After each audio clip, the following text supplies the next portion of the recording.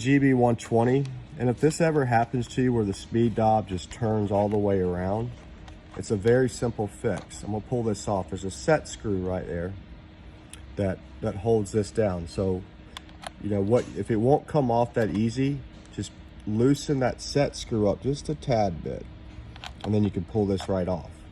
What you do next is you want to turn this to where it stops to the left towards the rabbit, where this line is facing towards the rabbit. And then you can put this right back on, come in here with this little tiny screwdriver, and you're gonna hold it and just tighten it up. And then it's fixed. Align the arrow with the rabbit when you're tightening it Yes. on. Align this to that rabbit and just come in here and just do a small little fix. Done. And that's all you do to tighten that up, and then you're good to go.